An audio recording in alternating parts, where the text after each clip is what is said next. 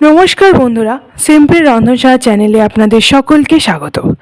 আজ আমি আপনাদের সঙ্গে একটি খুব সহজ এবং ঘরোয়াভাবে বানানো যায় এরকম একটা রেসিপি নিয়ে এসেছি, কিং কাট রাইস।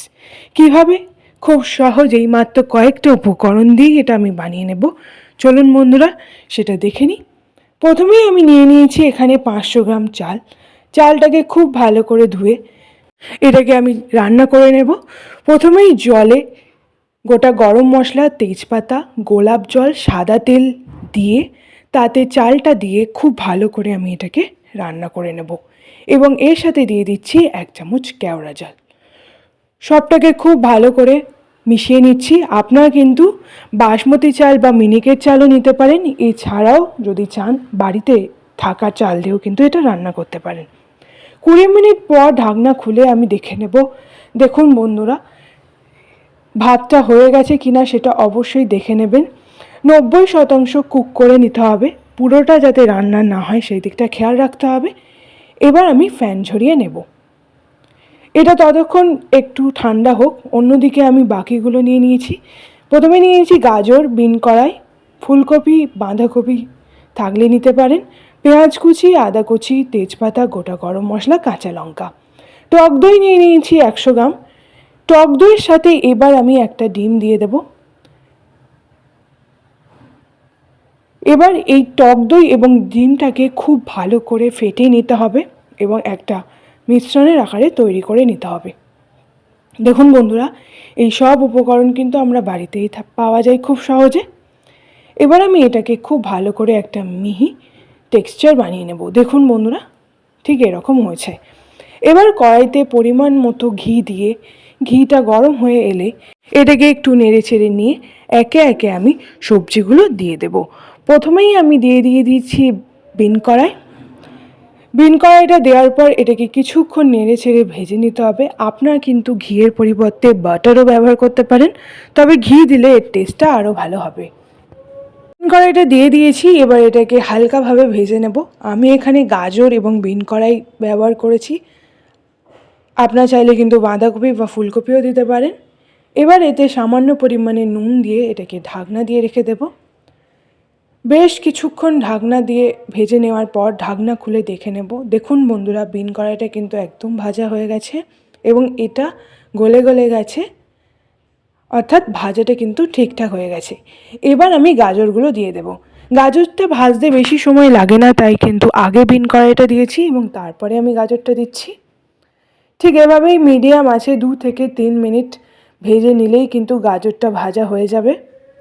দেখুন বন্ধুরা, গাজর এবং বিন কড়াই দুটোকেই খুব ভালো করে ভেজে নিয়েছি। এটা কিন্তু ভাজা হয়ে গেছে। এবার আমি এই ঘিতেই দিয়ে দেব পেঁয়াজ কুচি।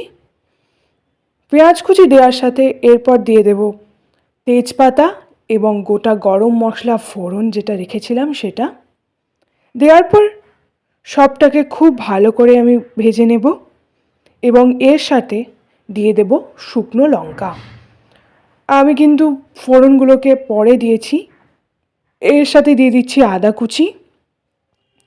আপনারা কিন্তু সবজি ভাজাটা তুলে নিয়ে কিন্তু ওতে দিতে পারেন বা এটাকে একসঙ্গেও দিতে পারেন, তবে একদম প্রথমে দেবেন না, তাহলে কিন্তু মশলাগুলো পুড়ে যেতে পারে। এবার আমি এটাকে নেড়ে চেড়ে কিছুক্ষণ ঢাকনা দিয়ে রেখে দেব। প্রায় 3 থেকে 4 মিনিট পর ঢাকনা খুলে এটাকে নেড়ে চেড়ে দেখে নেব। মিডিয়াম আছে এটাকে আমি একটু কুক করে নিচ্ছি। পেঁয়াজটা কিন্তু ভাজা ভাজা হয়ে এসছে এবং বিন কড়াই এবং গাজরের সাথে সবটা খুব ভালো করে মিশিয়ে নেব। দেখুন বন্ধুরা, দেখতে কিন্তু দারুণ লাগছে। এবার আমি এখানে দিয়ে দেব চিনি গুঁড়ো করে। আমি এখানে গুঁড়ো চিনি দিচ্ছি বড় চামচের 3 চামচ।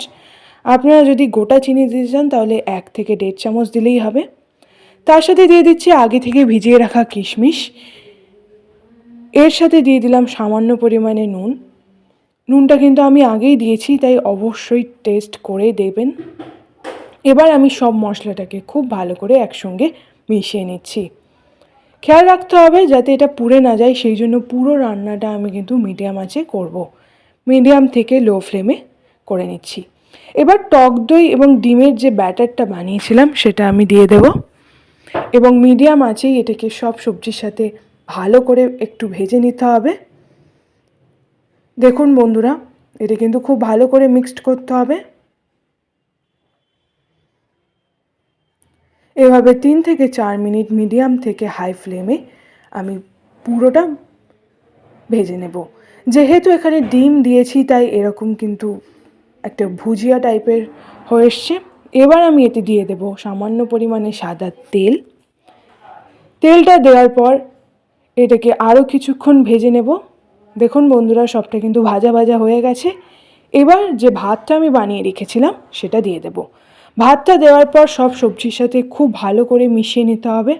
মিডিয়াম থেকে লো ফ্লেমে 3 থেকে 4 মিনিট পুরো ভাতটাকে সবজির সাথে মিশিয়ে নিলেই কিন্তু আজকের এই সহজ রেসিপিটা তৈরি হয়ে যাবে এবং এটা খেতেও হবে খুবই টেস্টি এবং আপনারা কিন্তু চটজলদি একদম কম সময়ের মধ্যে বানিয়ে নিতে পারবেন।